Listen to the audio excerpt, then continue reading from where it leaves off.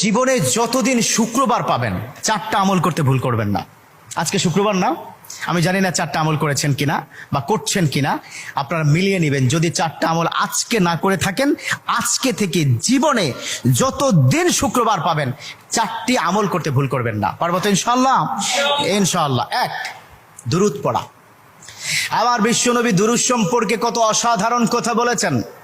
একজন সাহাবা এসে বললেন, ইলা রাসূলুল্লাহ সাল্লাল্লাহু আলাইহি ওয়াসাল্লাম, ও নবী, আমি যদি আপনার প্রতি দিনের 1/3 ধরে দুরূদ শরীফ পড়ি আমি কি নিয়ামত পাবো?